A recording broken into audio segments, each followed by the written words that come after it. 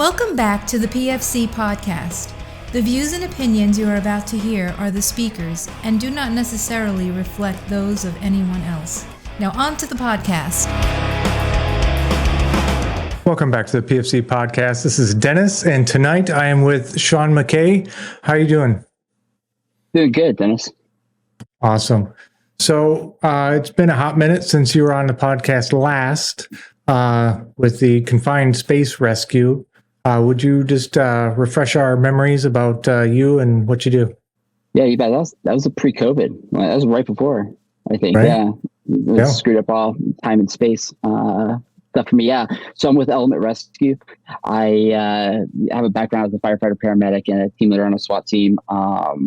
Left their fire service and law enforcement in 2007 and had been training SOCOM, JSOC, and federal assets since then. Awesome. Yep.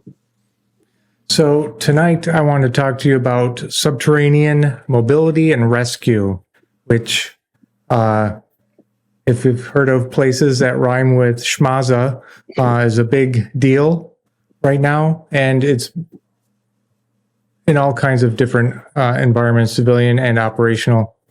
But I gotta be honest, I have like zero idea about it. And generally I stay away from things that I don't know about. So if you could give me a little bit smarter on it, I'd really appreciate it. So kind of what are the realities of going down in the hole?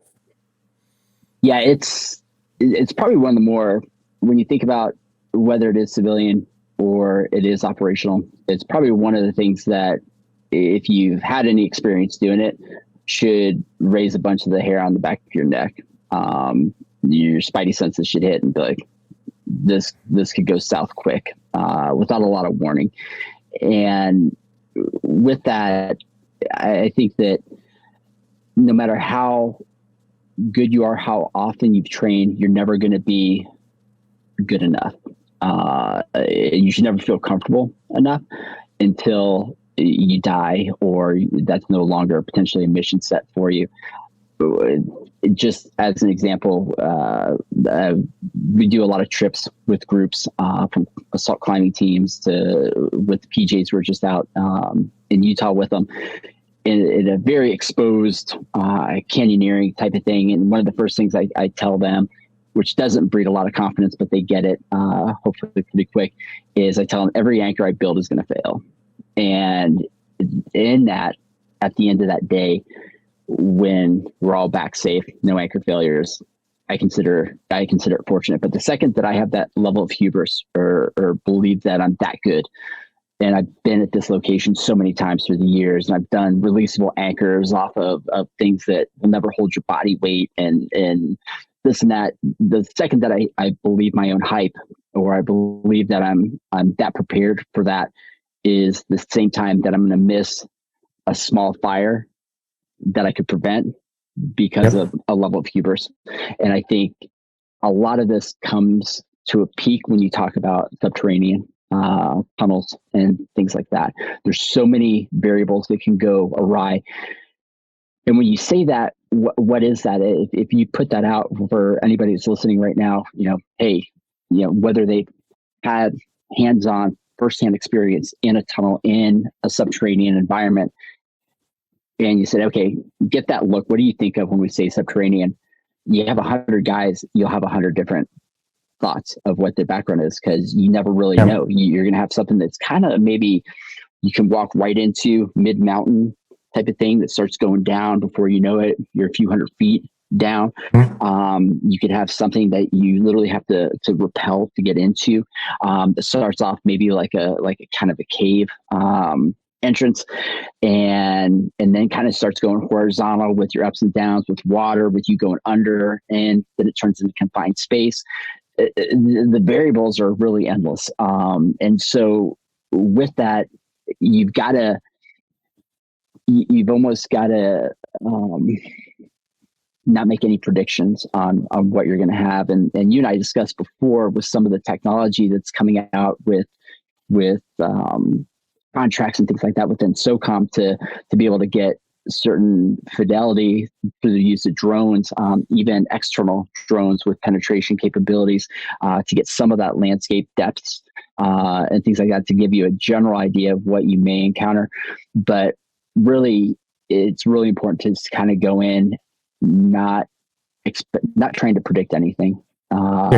Is know that anything is possible when you get there, and have that capability. And on the counter side of that, which makes things really difficult, is when you're moving through there, if you're not doing something that is vehicle assisted for certain areas that sometimes presents itself, and you're packing this in, you can't go with that everything in the kitchen sink type of mentality. You still have to remain somewhat fast, somewhat light, and operational, but have all those checks covered. And so in it, you really need to know the full capability of the gear that you have, train on it incessantly, and realize new uses for old pieces of gear, and know all those things, which unfortunately isn't probably instructed that well when we look at like the CASEVAC programs and things like that. It's like, hey, here's a bunch of big pelicans or boxes of shit, man,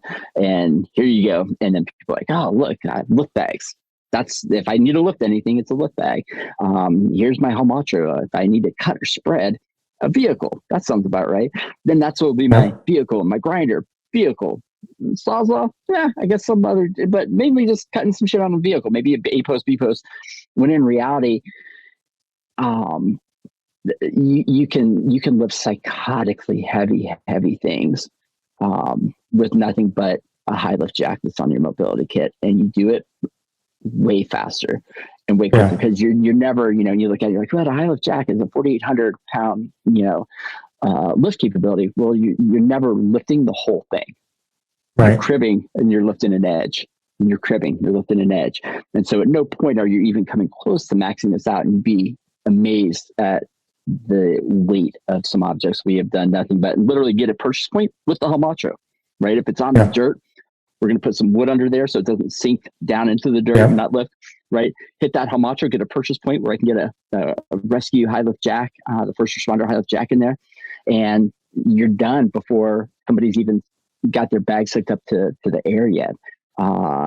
Very fast, very quick, and having to sustain that capability of knowing how to work a high lift jack is psychotically easier than working bags or cushions when that comes to it. So knowing the capabilities of everything that you have and knowing how to use things, I don't want to say off label because it gives an appearance of it being a little sketchy or not as safe.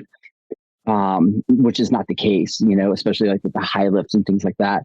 But knowing how to exploit every piece of kit that you have available, and then find secondary uses for that. And as a medic, most of you guys, we do that already. Knowing that, right? And we always we never have everything that we need, and we feel comfortable improving, and that's going to be so key in even being able to move, even be able to enter and access into a subterranean, let alone move and then potentially deal with a casualty. Right. Package and then extract. It can be a little nightmarish. So, I mean, when I think of, going down into a tunnel system or a cave system or what have you, so anything subterranean, my first thought is, structural collapse. There's a big difference between having a tunnel that was inspected by, whatever municipality and deemed safe, and you're in some third world country where a guy took a spade to the mountainside and tunneled in, miles. So, how do you even begin to assess?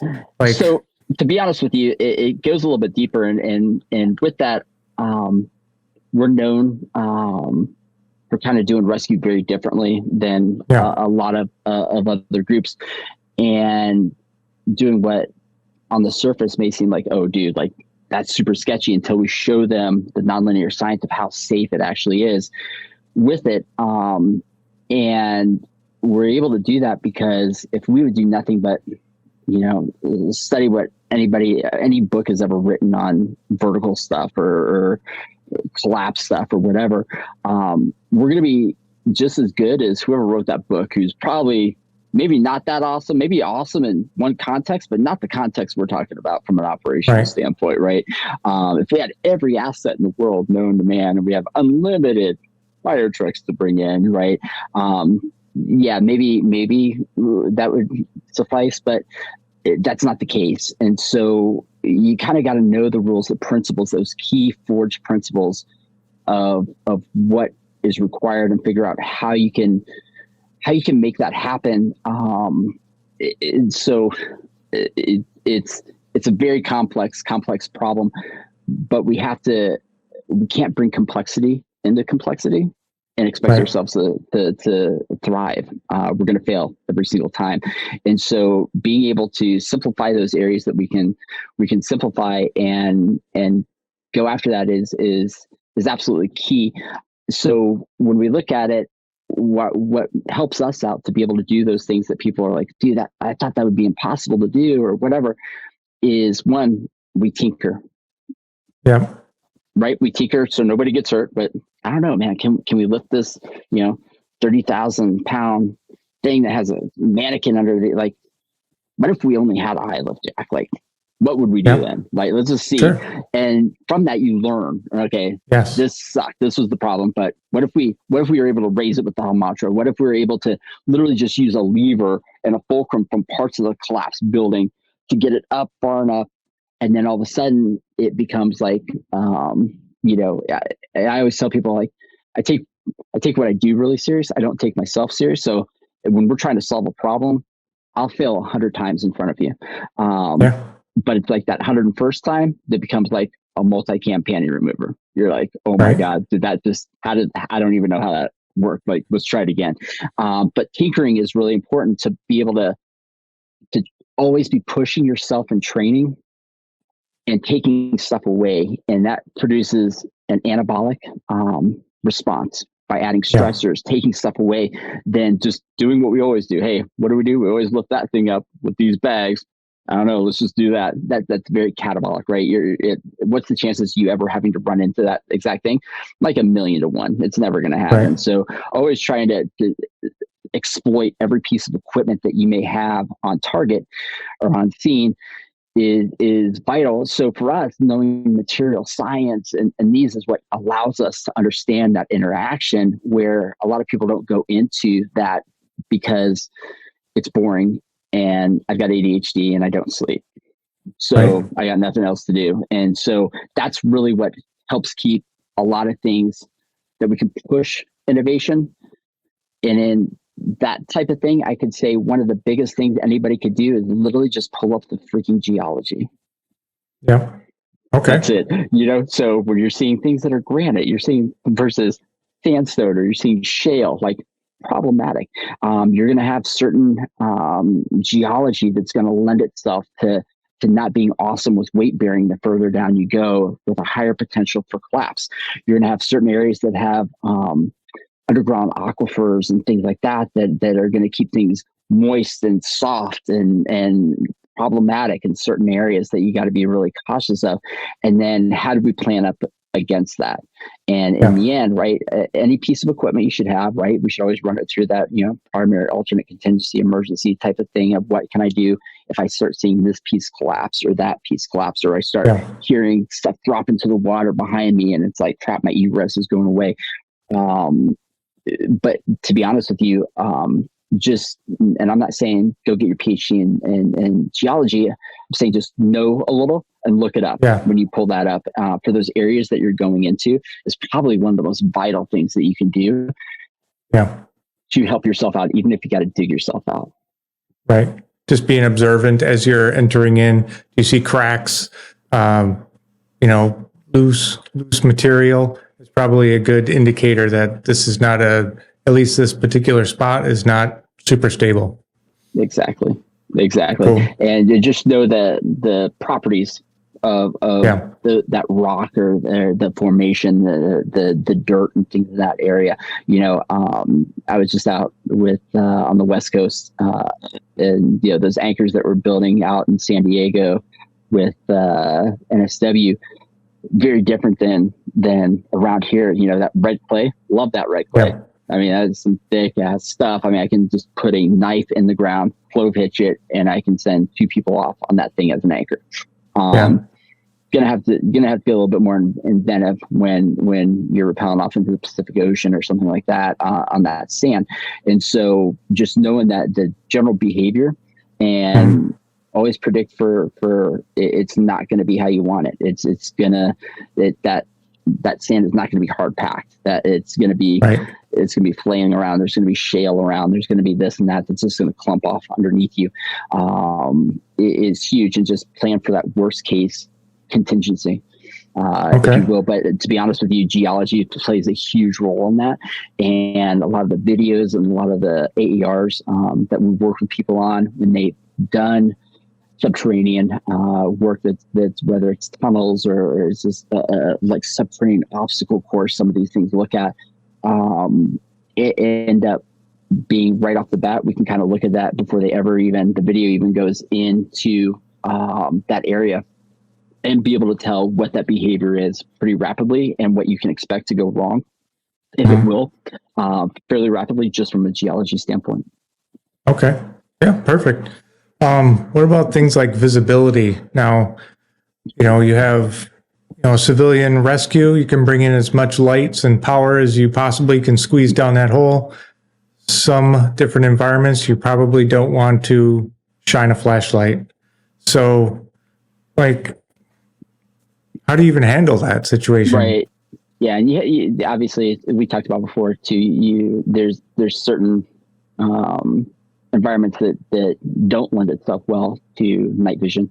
And so when you get there, a lot of times when you go down into a lot of them, is you almost have this very thick dust fog that's in there also with you. So to couple that, I would say, the vision's a problem, but it compounds it when you have respiratory issues also. So when you're having to put on some sort of respiratory protection that's in there, or how far can I go before I need to kind of back out? And, if it's one of those ad hoc type of we just stumbled on this and we gotta see what's going on, or we're chasing something into this area, or we have whatever, it wasn't necessarily completely planned. We don't have SCBAs, we don't have PAPRs, we don't have certain things like that. Then we need to come up with a capability for that. And it could be nothing more than, as a medic, throwing a Nonan pole socks on you and, hey, where am I? Here, I'm at the opening. And once it goes, I'm going to probably start backing out at here. Obviously, there's some ways that you can rate the end titles with a mask too that you can keep on and watch that in real time too for an end title. But you've got to get inventive and you got to improvise those type of capabilities, because I will say there's been plenty of times people have gone in not realizing how deep they were before they had huge problems because of displacement of oxygen in their bodies. Yeah, absolutely. Which kind of leads me into my next point. Not even just, you're down in a confined space. You can just, being present, you can use up the oxygen in the room, but also you have different gases coming through the soil. You have different gases coming off of the water. Equipment I'm using is giving off gases. If we're in a fight or something like that, the fire causing gases or consuming gases, this is a crazy mess. You bet. Oh gosh, it's rough, and it's one of those things where if there is a potential for you being in an area that you may have to not a planned mission set, but that you may have to encounter that and go into something that could lead itself into a subterranean or an oxygen depleted area. And you're right, besides oxygen depleted, just other gases that can go in there organically is really problematic. So being able to have some sort of detector, and they've gotten really good at really small ones that just hit the major ones that'll start kind of beeping off, and hopefully you have a silence on that you can, if that's what you're kind of doing, so you're not like, making a lot of noise like a firefighter in there. Just pre-planning that. And I think it also goes back to this and this is one of the I don't know, things I bitch about the most. We wrote about it in the operational, like the vertical manifesto that we put out last year. But at the beginning of the vertical manifesto, we said, this is actually, we say vertical, but this is for any kind of rescue type of thing, is the way that many of us and SOCOM, DOD as a whole, but SOCOM has to do like these risk assessments for mission sets. And the problem with that is, by definition, when we do those, by definition, to do a risk is to get a probability, which means all of your knowns, your contingencies, variables, and options are known. Yeah. It's the only time you can do a risk. Yep. By definition, right? Otherwise, it isn't. So when you think about what civilians are forced into, feds are forced into, all of these things with risk assessment forms, 99% of that is a wag. It's a wild ass guess, but you have to fill it out. Right. And so, I always go back to, JJ, right. With the exposure, at the CCP in Syria that, done podcasts on and stuff like that with a couple different ones. And you ask them like, well, if you had, on your risk assessment, what was your probability, right? What did you gauge as your probability, your risk, of having mustard in warheads that would compromise your CCP, right? And get the 5 of you so dicked up that you're still having neuro problem. Now, it could be 0 or it could be 100, right? You literally lie to yourself. You try and use best judgment, but there's too many unknowns. So it no longer meets the capability of doing risk. And so on that, you have to do uncertainty, right? And what's funny is uncertainty and risk are handled completely different. And this is my huge gripe, because I've had to fill out hundreds of risk assessment things for mission sets and operations and stuff like that. And I just didn't understand it as much then. I knew it was bullshit, that whatever I was writing down, right? But I didn't understand it, until like 15 years ago when I like started digging into it. There's a guy, Gerd, who's out of the Planck Institute, who is pretty much the leading expert in uncertainty and how to manage uncertainty. And uncertainty is literally when you don't know all of the variables, knowns, and all that stuff, which is pretty much like 99% of what you're going to run into.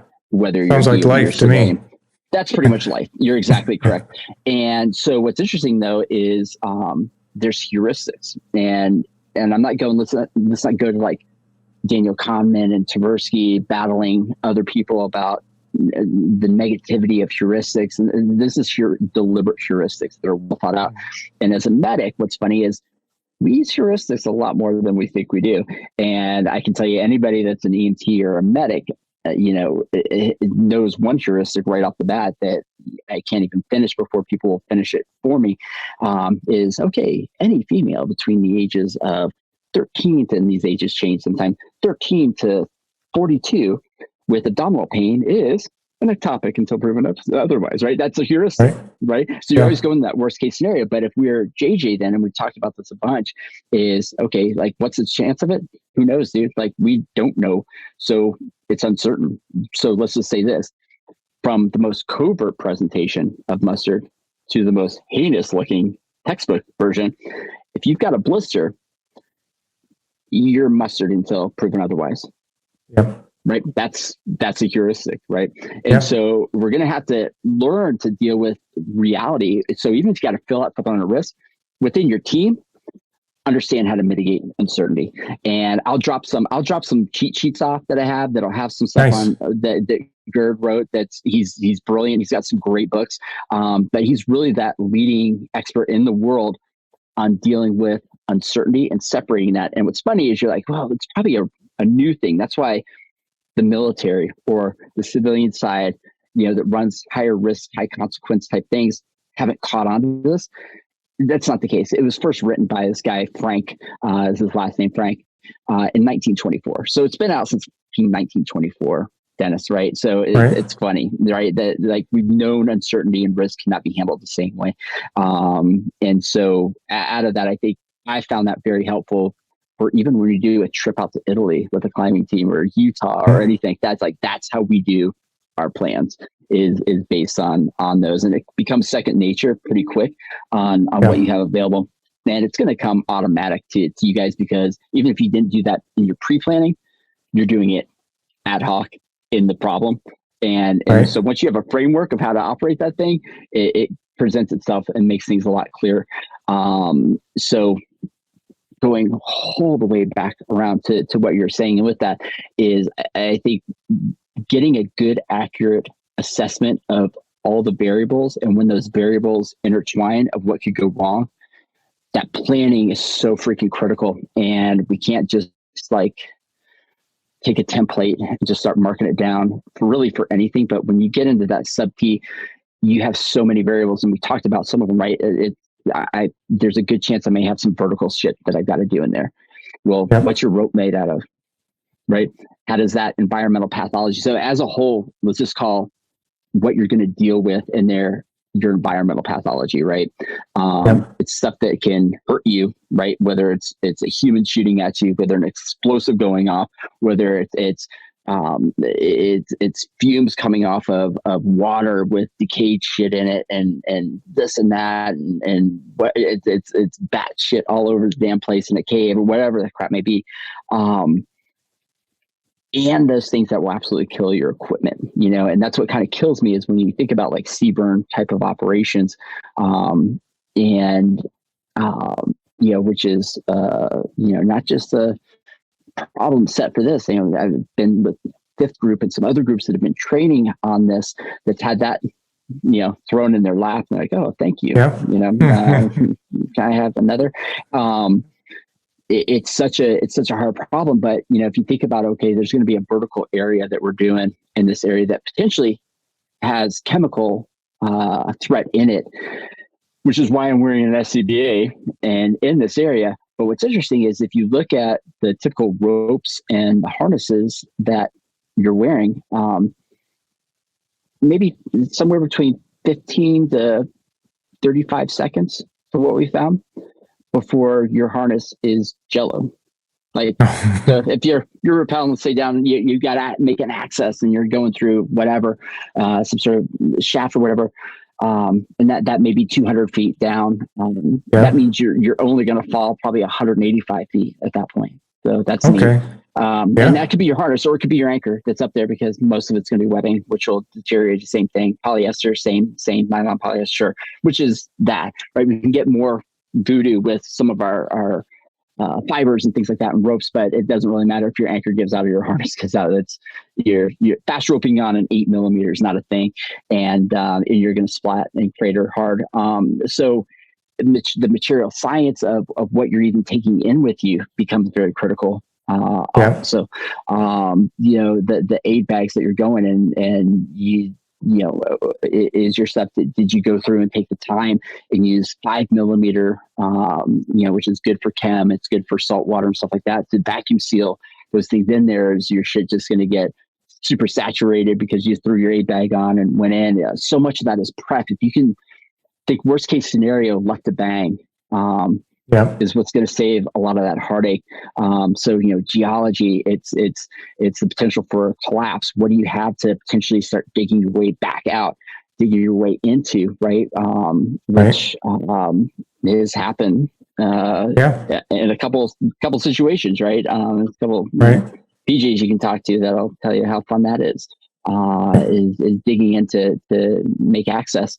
So what we pretty much do is, a guy named Ryan Galvez, who was an assault medic, a good friend of mine. When he got out, we saw people going onto various mission sets, sub-T, tunnel systems, vertical stuff, complex rescues, and grabbing everything that was in a CASEVAC box and just throwing it on there because we don't know what we're going to need, which isn't the answer. But there's never really a good framework, and so we tried to put together a framework. And I'll send you this PDF too, if you can post that, and anybody can download any of these cheat sheets to help with their planning, or at least it's stuff you've already thought about, but it may be a couple things that'll remind you or key something else up in your head, so you don't get the operational sucker punch where you're like, I totally, that slipped through the crack. I can't believe I forgot about that. And so we kind of broke it into like these 4 pillars of casualty management, but in reality, it's kind of 4 pillars for any kind of response. And if you take a casualty, it works out well for that too. But we kind of broke it in, and it's kind of the access before anything. We get to that casualty, or we need to get into an area that contains something that we need to grab. We have to access it. So it's the same if, I have a patient that's in an overturned MRAP, like I better have a way of getting into that MRAP, and doing that. If it's somebody, that's deep into a cave, in cave, a waterfall type of thing that I've got to rappel down to be able to access and get to them, realizing that clock in that window of opportunity to potentially do some good and prolong them having a heartbeat. It doesn't start by the time I get to them, right? It's already started. So the more efficient and smooth I can get and choreograph what that looks like, the better it is to be able to access and get to them. So access is that first, then assess and stabilize, which is for most of your listeners is going to be the bread and butter. But there's a big gray area in there that's based on your environmental pathology, the threat, right? Whether that is from an oxygen depleted area, or that is somebody's trying to shoot you, or there's IEDs, or there's whatever, there's that gray area where that may be a really rapid assessment, and I'm just doing enough that hopefully they're not going to die as I'm trying to get them out, right? Because we know that every modality, every treatment modality that I do adds further complexity in trying to move them and package them and not having it get ripped out and things like this. And so I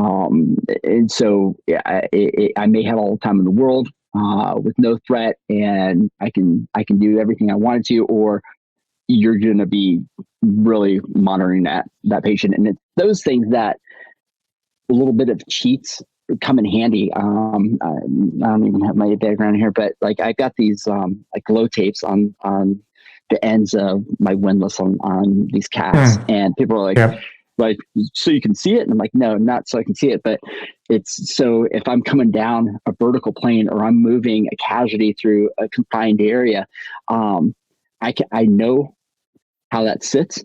And as soon as that windlass pops out, I can see it when they're 20 feet up in the air coming down to me, whether it got slanged on something and that windlass is off in there, so you're never going to see good enough. You're never going to be any of this stuff. So small little cheats here and there, just to be able to be able to look down at that casualty as you're trying to haul them through like a quick 2-to-1 through a confined space and be like, oh shit, man, like that's not how their windlass should be. It should be like this. It's like this and flopping around. And I can see that with glow tape, or I can see that with whatever. And just priming it, kitting your stuff out and just making it like really doing user interface, user-centered design, and your context is rough. So being able to make those pieces of kit more intuitive for the way you're going to use it. And I was going to talk more about that later, but all that stuff is left to bang, and all that stuff is what's going to help warrant train on it. And then where did you make mistakes? Document it. All right, how can I change this piece of equipment so I can pick up on that earlier? What I can do with this, or what are those signs of moving past an area that's safe to maneuver? So assess and stabilize, very quick, very fast. You've got to be the top of your game on that. And now comes the packaging and extraction, and packaging that person the right way based on their injuries and your modalities. And we always look at injuries, but we don't always think about modalities. And it wasn't really until I was doing a bunch of perfused cadaver stuff with some feds that I realized how many terrible, terrible bad habits we learn doing patient movement, whether it's vertical, confined space, out of a vehicle, whatever, with mannequins. Yep. It was amazing how many things I literally was probably vomiting in my own mouth along with everybody else with the sounds of them maneuvering a cadaver out the way that they have muscle memory, a mannequin. And so being able to package them really effectively, and you got somebody that got stitched through that has a unstable pelvis. You're coming out of a confined area, and you'd love to keep them horizontal, but that's just like the environment has the last say on everything you do. Like you could want 2 or 3 anchor points. You could want this. You could want that. Doesn't mean shit. The environment gives you what it gives you, and you better be able to adapt and think about it. And so different ways you can, whether it's in a regular skit or a PJ skit, on how you can cone that in so tight around their hips to where even when you go into a vertical area, that motion isn't going to be an axial load into their hips, right? Being able to take that rope and put a stopper mount on the inside of it before you hook it onto the outside. That way you don't gain all that extra that always happens whenever you do that, right? There's so many little cheats that you can do, but you have to screw up every way possible before you can really become right. And so you'll understand, like, okay, I'd love to do this, but we're going in a tight ass area. If we package them, we're getting them out. Like I said, there's going to be times if we have any pelvic involvement and things like this, like we're just going to make it 10 times worse potentially as soon as they axial load down there. Well, how can I package somebody differently? How can I rig that system differently? And you'd be amazed at how unscientific rigging a Skedco actually is when you look at the data. If we say we want to do, that's kind of my problem too, is if I came to you and said, hey, listen, man, I get all your data-driven, evidence-based crap, Dennis, man, but I really think like we may think about maybe going back to like, I'm a big fan of like rolling tourniquets for CHF. And you're like, dude, I don't even know what the hell you just said, bro. Like, it's not like 1800s. And I'm like, yeah, I don't have it. That's what we do in rescue. Right? You're going to get thrown off stage with medicine. Like, where's the data? Where's your studies? Where's your empirical research? Where's this research? Where's that? But on rescue, people just throw shit out. And thank God we're making a move away from that. But 99% of the people that you rescue have never even heard of those movements that are going on now. But like, if I'm rigging you up and I'm taking you off a 300-foot cliff in Moab doing a rescue on you, like, you could die. Like, and that's kind of the thing. Well, medicine's the thing. You give the wrong drug, you give the wrong dosage, you could die. But anything in rescue, you could die too, bro. So why aren't we putting that same stringent criteria on testing and evaluating all these things to test the validity of it? And it wasn't until probably 8-10 years ago that we realized like a shit ton of stuff that was gospel, don't even question it, and vertical stuff was completely theoretical and got proven completely wrong. And now it's blended over into all the other disciplines of rescue. So it's a really pretty cool, exciting time. And once you smell blood in the water, everybody's testing everything, and it gets worse because you realize all these things that you thought were the gospel, it had no foundation to them whatsoever. And in that, being able to improv that, try shit out, just play around and try shit out that matches the flow of your team. Are you moving fast and light? Are you a little bit more deliberate? What are you doing? And make sure that those rescues go in there. And if they don't gel, work it, man. Like everybody listen to this is smart. Like you can figure some shit out. You can put a mannequin in. So if it drops 40 feet off a tower, like don't do that. Right? No harm, no foul. Mannequin's still fine, right? But work it out. Figure it out and learn the intricacies of that system and how things work. Figure out all those other things that you can use. Like what can we use? Like if we do start having this come down, I'll give you one example is back in the day, I already brought up Jay Johnson's name, who's now Dr. Johnson, I guess. And Ginger, phenomenal dude, like phenomenal medic, doctor, everything now. But I remember him hitting me up at like 2 or 3 in the morning. He's like, hey, you ever heard of a Carez? I'm like, nope. He's like, all right, I'm gonna send you some pictures. Like, we got an issue. what this is what they have here. Their mobility piece. What can we do to get somebody that fell into one out, right?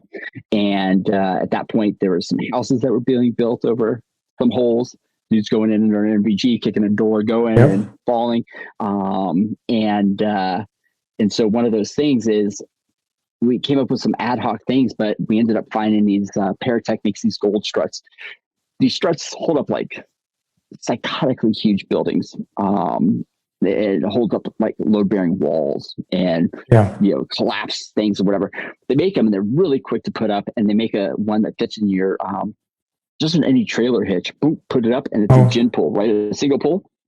Tie it back with 2 pieces of webbing. It takes literally 45 seconds to rig the whole thing up.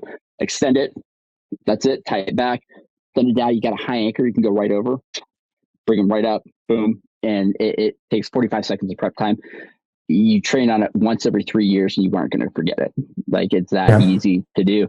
And then as we're getting into it, because they were getting these for the Carez problems that they're running into, and they collapse down to where it fits in a razor, no problem. It's very easy, and it's lightweight as hell. What's crazy about it is the safety factor on those things for holding up like 20,000, 30,000, 40,000 pounds is like huge safety factor. It's ridiculous. So once you start going into something maybe with tunnels that you can get vehicles into or anything like that, that's the perfect opportunity now where you have these already. They're lightweight. You extend them out, put an extension on it, put an extension on it, whatever, you extend it. There's even a little air thing where an air bottle where if you need the pressure to push something back up, you just take your already existing air bottle and it doesn't even, like, the training on it's so simple to use. Like it not even 1/100th of trying to remember how to work an airbag system. So simple to use, but now we have another use for it. Then we found another use for it, and then we found another use for it. And those are the things you really want to look for. And if you have anything that you can think about creating from a collapse, if you look at it, I didn't realize until we were doing some stuff for HRO with after the Fukushima incident that literally in Japan, a lot of people, because of earthquakes and all, they reposition their furniture away from the wall. So in an earthquake, they can go to that load-bearing wall and always have a crawl area, a place to jump into. So they literally have the furniture in their homes around the potential for an earthquake and collapse items in there. And if you think about the same thing, is you don't need a lot. You just need something to be able to crawl through. So if I'm looking at something that's a load-bearing wall where that collapse is probably going to be on something unsupported, right? And now granted, you could have a bunch of different things, but if I can find that wall where this is probably the most likely area, if we can keep something not even that big along there that gives us some sort of stabilization where it's not going to collapse into, we can improvise something. And I think that you have to think, I hate the word think outside the box, but you have to think non-linearly, non-Euclidean in your things of different uses for things that are already going to be there. And what can we make happen? And even if it makes it slightly easier, it will pay dividends in the end. And I kind of, but the extract and all that is something that we got to think about, how we package them, and then the evac piece. And I have a whole thing kind of written up on there, whether you're a federal team or you're SOCOM, that kind of at least gives you a framework that you can then build assets into without going overboard. Sure. And understanding, hey, like, this is, out of all these things, these are the potential threats I'm going to deal with. How am I going to mitigate these? How many of those can be mitigated by the same damn thing? And it's all really nonlinear physics, to be honest with you. Baryam from the New England Complexity Science Institute wrote a great paper on multi-scale requisite variety. And that's really what we do. Yeah. A lot of words. Yeah. So like all this coordination and teamwork, moving to the patient, assessing the patient, evacuating the patient out of whatever place you are in, all of those things require communication. I don't believe, I was never a commo person, but I don't think they purpose-built radio equipment to go through rock and dirt and concrete. So I could imagine you can talk to each other because you're, I don't know, a few feet away.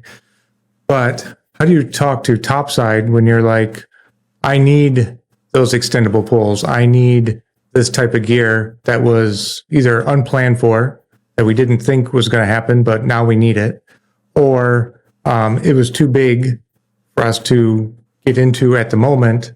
Now is time. Now is the time to move this piece of equipment forward, type of thing. So, I mean, are you running cables or sending a runner?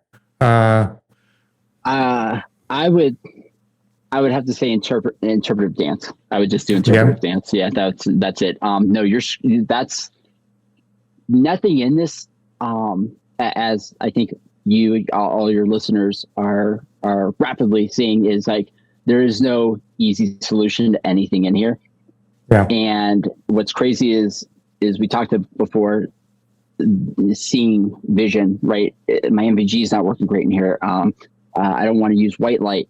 But now couple that with, I also am in an area that with contaminants in the air that I need to put a peppers on. Like that isn't, I doubled the problem. That's an exponent. Yeah. It's a magnitude of order worse. Now you cover communication on top of that. And you're like, what the fuck, man? Seriously? Like, it's like I just got kicked in the balls. And when I looked up with tears in my eyes, like you poked my eyes and then somebody squirted lemon juice in it and then threw salt in it. And I'm like, is there something else? And then you're like, oh, paper cut on your eye. That's really where these events can go. If you think about it too, we don't have a robust amount of TTPs that are out there because it's not as common as you hitting CQB, you hitting the building, you hitting this and that. Especially as you get into, more of your chemical and stuff, right? Like crap. So never stop short of all the things that could go wrong and trying to problem solve that. So a lot of that's going to be a little different depending on your organic assets. And so one thing I wanted to say in here is, there's never one way of doing anything, right? Whether we're talking comms, we're talking vision, we're talking anything like that, there's no way of doing that rescue. Anybody that says, hey, what would be the best way to do a rescue if I was underground and this and this? And if somebody answers you, I probably wouldn't listen to anything else they say, because the answer should be, well, it depends. And then they should ask you about 15 other questions and say, okay, just with what you said, I would say maybe this, but if you change any one of those variables, the answer would probably be different.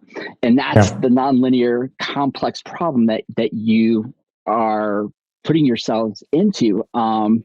And that being said, there is no best practice because you change one variable, that best practice, there is no best practice for that. You create the best practice in real time, and it's for that event. It's probably not the best practice for me going somewhere in another country doing the same thing because it's going to be different. The geology will be different. This will be different. The threat will be different. So in it, there's not that template that one size fits all. And, that the best way you can do it is satisficing. I think it was Herbert Simon back in the day put, that term, put suffice and satisfy, and came up with that satisficing. We have to feel content that it's never going to be the perfect thing. Hindsight will always bring in other things. Armchair quarterbacks will always come in with bullshit, whatever. In the end, what we do and how we do it is dependent on things, and I will tie it back into your question, based on your individual team, your level of training and experience, right? And how hard you push yourselves into contingencies, CCIRs, all these type of robust things, your organic assets, which is not just what you bring in you, but your manpower and personnel level of people. Are you a small party? Do you have more assets coming in? Do you have somebody you can pull in that was a QRF now coming in to assist? Your threat, your environmental pathology, right, is going to play a huge role in that. And then your mission segment, what part of that mission is it hitting on, that problem, that friction point hitting on? Is it early on, right? Is it, and if you catch a really bad problem early on, that's a tough one, man, right? unless you train all the fucking time, you know. And I always have to give out. I lost a good friend of mine, Josh Wheeler, in 2015, who's actually the first climbing team guy I ever worked with. Was him and Alex, and you know, the medic Danny. Like that was explosive breach. He was in on me, went in, and so it was the very first part of that huge hostage rescue, right? It was the largest hostage rescue in the history of JSOC. And Danny had him in the air like 16-minute mark. Yeah, like that's because they train like king beasts, always going like, all right, let's make it worse. Let's make it worse. Let's make it worse. Right. And there's a lot to that, right? It's like, okay, I have all the assets I need. Now none of the fucking assets I need. And I think that's how we always have to kind of approach that across that entire spectrum of that. So just mission segment, what part of that mission is it hitting in? What's your flow? How quickly are people moving? How far can people back out to assist? And really your current trending. So, you know, are we trending? Shit's going bad. It's been, okay, our comms, our vision's turned to shit. Now I'm working off headlamps, but we don't want to use white light, but fuck, I can't see anything else. So white light's glazing off this dusty fog that's already underneath there. So, you know, what does red look like? What does green look like? You know, can I see freaking my hand in front of my face? And then now, like people are starting to cough. Pulse ox are going, like we're having now we're trending in a really bad direction.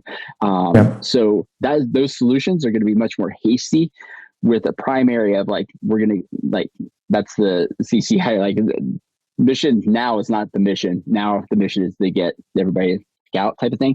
So my point in saying all that is, with more assets, when we do confined space, partial collapse, if we're not too deep into, let's say, a building, which is going to be way easier than way down into a subterranean area, we'll stagger, right? A lot of times it's our spider monkeys that are going in. They can get through tight areas. They can get through these things. So when they're trying to, you know, even cut to get through an area, to dig out to get through an area, they're smaller or whatever. And then we kind of stack. So the bigger hosses are outside. So when there's a rope or something that they need to pull, like that's the dude I want pulling type of thing. So kind of the right person for the right circumstance, right? If I'm going down a couple of like a partial floor collapse and I got a guy down there, like I'm not sending 320-pound guy in full gear that can like break doors open with his head and stuff like that. You're hauling us up, man. I'm sending skinny guy down, and that's who's packaging. And then, you know, then it's easier for us to get them and the casualty out. So right person for the right job is a big thing on some of these, if you're afforded that luxury. Is getting that in, having some sort of rope, even if it's not vertical, to be able to be kind of tagged in, also isn't too bad of an idea for finding an escape, finding somebody that was in there.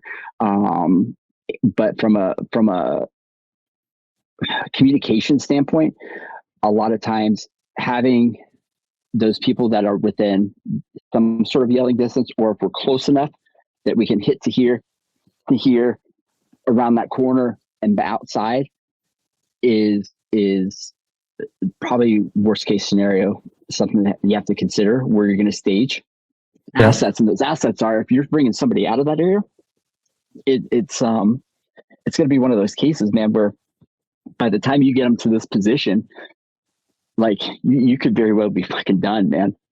Like you need to hand off, and they're like, I got it from here.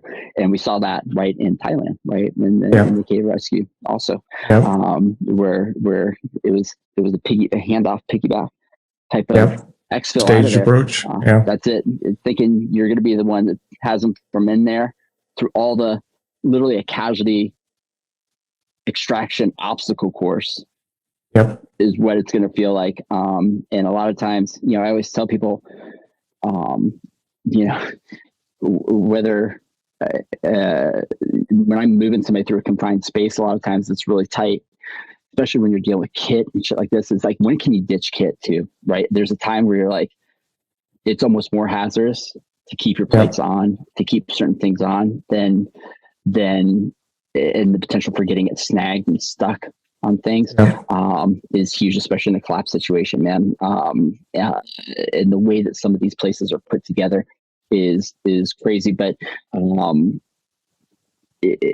if I'm moving you out, either you, me, or both of us will be pregnant by the time we get out. We're that close. Like it's like biblical type of thing. Like because of you're all over them and you're trying to get them around this corner and through this and that. Can I keep their head above water? How do I, how do I cover their mouth to get them under and up, back up, and in a certain case situation. So in the end, what people need to realize is there's no rules. Yep. Right. And there's no TTPs that are already written. It's principles, forged principles. Yep. And then off those principles, you create the best practice for that specific incident at that specific time with that threats and your assets in there. And I wish there was a rotisserie chicken, set it and forget it type of thing. Hey, dude, it's easy. This is how you do it. Right. Yeah. And I can say that, right, for one specific thing. And then, hey, go out and try this at this place with these things, or I'll do a training. I can set up all those variables. So you're like, dude, this is easy as shit. Except when you do it in real life, it's going to be terrible. Right. And unfortunately, you got to be careful with who you choose for training, because the training groups can, and this is seen. I come from the fire service. You see this in the fires. I've been through shit tons of training for a lot of years, where things are set up in such a way that at the end you're like, but what if, dude? Like, what if that happened? Like, well, that's probably pretty rare. Okay, so you're saying you're putting a probability to something that's non-linear, which you can't. That doesn't meet the criteria. It's an inverse power law, but fucking thank you. And we set ourselves up with this false sense of security that which sucks. And so the second you feel secure with your response, you need to rethink the variables that you're inputting into it and what you really will have available. But I think out of anything, when you texted me about this, I'm like, holy crap. Yeah. If there's one thing that I think I would want to convey to people, is that not only are you not ready for this, you won't ever be ready for it. Yep. So let that drive your training and get sadistic. And once you don't solve all the problems at one time, break it down into small pieces and then see how those interact and what difference that made for, and training time is a commodity, man. And, I'm fortunate enough to work with some organizations that are afforded large budgets and unbelievable training. And you ask them and they're like, it's not enough. Yep. It's never enough. It's never enough, and so even if it's just hanging around a team room, throwing shit out there, throwing shit problems in. And I think if it's one thing that I insanely admire with various organizations that I'm fortunate enough to work with, is when they actively, aggressively seek to find their weaknesses or their gaps. Like when they're out there like, hey, it went well in that training, but if we would have done this, what would we have done? Like they are trying to find any chink in their armor. And that's really what defines you. Once you get comfortable with going, hey, let's train hard as fuck. Let's make it really tough. And let's try new shit in training. So if it doesn't work, like we know it doesn't work. Right. And if we did find something that worked, that we're like, holy shit, dude, like high five right on that one. That was pretty cool. The next thing should only be to find when it's going to fail. Right. Because, it's Palev, right? The turkey's stoked, 400 days in a row. That thing's getting fed every day. He's like, this shit's awesome. On the 401st day, he gets his head chopped off and he's on your table at Thanksgiving last month, right? It's like, it's more important. It's more critical what you don't know than what you do know. Yep, absolutely. And I think you can't really say that more than talking any kind of subterranean or tunnel, let alone if you're, part of a 4th battalion or something like that, that's getting into chem bio type of stuff. There are so many psychotic environmental pathologies that will smoke you down, and they're robust. Yep. And what sucks is it's not just somebody shooting at you, right? Yep. It's 50 other things Yep. at any given time could go awry. And, you happen to freaking get dizzy, trip, and you crack your mask. Yep. Done. Yeah. What are we doing, right? Hot mask changeover? Or what do you do? Do you have an extra mask on here? Do you have an extra mask on a RIT pack? I mean, you can just go down and down and down all these things. And, but I think that's exciting, right? I think that's good. That's all we do is try and find, we're fortunate enough to be able to co-collaborate with incredible fucking people to find solutions. Sometimes the problems that mission's never happened before, and turn around and be like, all right, how's that going to fail? And where am I wrong? Because you come up with that new TTP and it's like your baby. And we always joke, Ryan and I joke, it's like, you got to think that movie Heat back in the day. It's like, never hold on to something, that you won't drop in 30 seconds if the heat's around the corner. Like, never hold on to anything you innovate, because it's good for that thing maybe, but don't try and bring it into this mission set and think it's a cure-all, because it never is. And if nothing else, you should feel psychotically uncomfortable with a subterranean movement, and they're coming more and more. And the one thing I would say too is, if you can get visuals of maybe if you are dealing with a threat that's moving in and out of these things, is to get some sort of ISR, some sort of area of anything with them moving.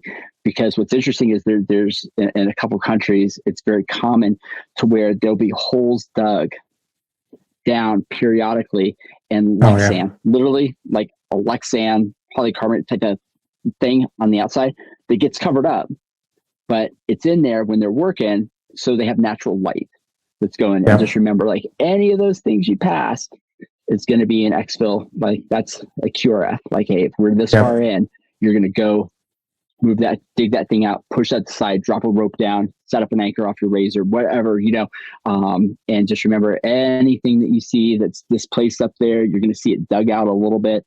It's just being very mindful and, keeping your eye on everything. But you have enough things to keep your eye on that if you had to, though, like, that's okay. That's going to be that's my last point of egress. This is going to be the last point of egress. You can't, situational awareness, spatial awareness is an understatement for the amount of things that have been going through your head, but that's really vital. Is something, all shit goes wrong. How am I getting that casualty out, or how are we getting out really, really quick? And there was quite a few in the Sierra area, things like that, they're dug out like Santa's on top. And when guys have gone through them, those have been cleared. Unfortunately, a lot of times they're going through at night. But be mindful, see if you can get some sort of intel on that place during the day, and see if you can spot any of those, because those are all extraction points. Mm-hmm. Cool. If you would, and people want to chase down you for training or just asking questions, tell us about your website, how they can find you. Yeah, you can hit me up. This is hysterical, but elementrescue.com. And we have a whole backside of our website too, that has a lot more information, libraries of data, just like what you're saying. We run into with a lot of groups that has SOPs for whether it's vertical, whether it's lifting, whether it's collapse structure, whatever, that do not meet reality one bit. And it's actually been disproven. They just haven't kept up with the times of things. And so we have an entire library of all peer-reviewed documents, whether that's from IDERs or various research papers with actual data, things you would expect from medicine. button rescue, Nice. going through all the way from, using vehicles as anchors to the, shrubs that look like they're dead in the Colorado Plateau, how to use those for anchor strengths and things. So we try, and whenever we teach, I always kind of start off with, everything that comes out of my mouth, unless I say so, and explicitly tell you, I've got data to support exactly what we're teaching.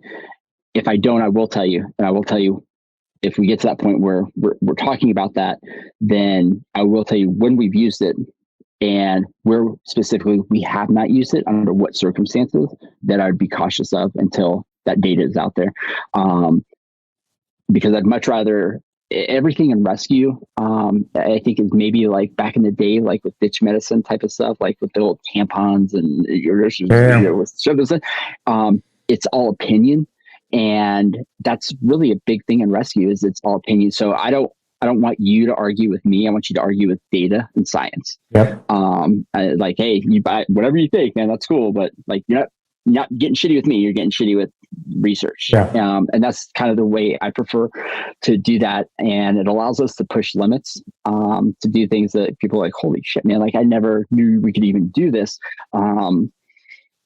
Until you realize, oh my God, yeah, this is actually safer than the other stuff, and it's efficient, it's fast, and it's so much easier. And the second you bring something complicated, like rescue is made so complicated, and in many cases, it does not have to be ever that complicated. There's a few principles from a safety standpoint, but in the end, it is psychotically easy, and it's something that should be in everybody's, I hate the toolbox metaphor, but it should be in everybody's back pocket to be able to rock the mic on. And so behind the scenes, we have literally thousands of papers and studies and PowerPoints with the data and the research and the testing of all these things.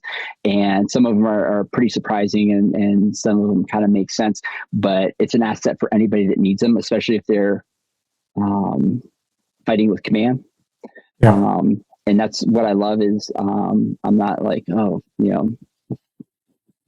fight the power type of thing with command or whatever, like, but what I am saying is this is usually if I get resistance from a command, like, hey, I saw what you're teaching those guys, like, this is what we teach. I try and stay very respectful of that, and be like, hey, here's what I taught, and it's here's the data, here's the 7 studies from different groups coming to the same conclusion on that. I'd be super interested in seeing your data that you have your TTPs written off of, just to see where where the variables were in research, like did they not do this here or whatever, and that's probably happened maybe close to 100 times in the past decade or whatever. And no one has ever been able to produce data once, ever, and we don't see it in medicine. Why do we see it in rescue? Can be just as lethal. And that's right. And so I'm a big proponent. And when we combine that into a casualty management, the person I'm doing medicine on is the person I'm moving vertically. It's the person I'm moving in a collapse. Is the person I'm, so you're vulnerable when you blindly follow things that actually have been proven wrong 10 years ago in some cases, that we still see in current TTPs on SOCOM units. Yeah. So I'm kind of like the jockstrap, man. Like, like I'm here to support you, man. And so a lot of that from a call, but yeah. And on there, just hit like info at Element Rescue. It'll go to Julie. She'll throw it to me and we'll talk, man. Just give me a call, whatever the case may be. And I don't sleep, so it doesn't matter time of day. You're in Japan, you're wherever, like, let's do this thing. I'm in. Cool. I like problems. Nice. Well, thank you, Sean. I really appreciate it. Last thing, I've got to do this. Last thing is, over all of this stuff we talked about, knowing all the equipment, ins and outs, this and that, is I got to quote a good friend of mine who I respect enormously from when he was an assault medic. Now he's a sergeant major in USASOC medics, but Matt Garrison. And he, a couple training iterations ago, we were sitting there in the middle of the night or whatever, and he threw out this thing, and I looked at him like he's a smart dude. Like Matt's a thinker, man. That what he does is it's his craft, and I love that. But he threw out this quote, and I'm like, I'm going to quote you on that. And on top of that, I'm going to bring it into rescue also. But his basic quote was, a medic's primary weapon system are the drugs in my mind. You must be an expert with it. Understand each use, contraindication, dose, profile, off-label uses, etc., and train and practice with it continually. You don't walk into a house with a gun that you've never used, never zeroed, or know the dope on. So why would you ever treat a mate with a drug that I know nothing about, or that I'm uncomfortable with using, or could cause more harm with? It just doesn't make any sense. And that was him just BSing as we were drinking like monsters in the middle of the night, trying to stay awake. And I thought that was pretty profound, especially when we talk about even bringing that into the full spectrum casualty management, not just with a medic and those drugs, but, from the 9 different things on prolonged field care to rescue to those things is we see that a lot, right? With people like good idea fairies that'll come out.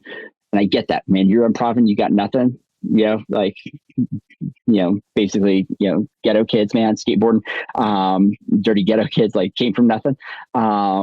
There's times where you're just going to pull that out, but have that game going to where it's like, boom, I can tell you 15 things I can do with that Halmatro hand pump. I can tell you 15 things I can do with that freaking high lift jack. And it's not even a alternate contingency. Like that's my primary when it comes to passenger vehicle extrication. Like you grab any Halmatro tools you want, any sawzalls you want, probably going to be able to beat you, like not close, with nothing but a high lift jack. Taking doors, PPN roofs, moving dashboards, with just a high lift jack. And how easy is that thing to use? So just knowing your shit inside, like whatever's in your mobility package, every secondary, tertiary use for that, everything that's in here, everything that's over here, finding other uses for it and innovating, and then just trying to tinkering with it every chance you get. Even if you think it's going to fail, it's usually those ones where you're like, listen guys, this is probably not going to work. It's going to look stupid. I just got to try this. And all of a sudden you're just like, holy shit, that just worked. And innovate your own rescue that fits your team, your capability, your mission set. It fits into that. It's not trying to get a square into a circle peg hole, which we see all the time. Like make it yours, own that shit. You don't have to fucking do rescue all the time. Which will bring us to hopefully a podcast you may do with Taylor Jolly one of these days, that you will freaking love. And the last thing I tell people to do is, as far as improvisation, it's also considered negative in some contexts. There's a book called Expert. Last name, it's a UK surgeon. Last name is Kneebone, as funny as that is. Get the Audibles, get the Kindle, get the hardback, whatever. It's called Expert. Incredible book, but really focus on the chapter where he goes into detail on improv. And he's like, every surgeon, those that tell you that they don't improv every single surgery just aren't good enough to tell you that they just don't know that there should be improving. They're trying to do what was taught to them into it. And it's probably not the fitting thing. Get really comfortable with improving just by knowing a couple of the principles and then just rock the mic, man. Cool. Well, Sean, again, thank you very much. I really appreciate it. I appreciate it, man. You guys do God's work, man. You take it easy. For today's podcast, be sure to go to our website, www.prolongedfieldcare.org. Find us on Facebook, YouTube, Instagram. Subscribe and stay on the bleeding edge of combat medicine. This is Dennis for the PFC Podcast. Out. Boy, it's waiting there for you.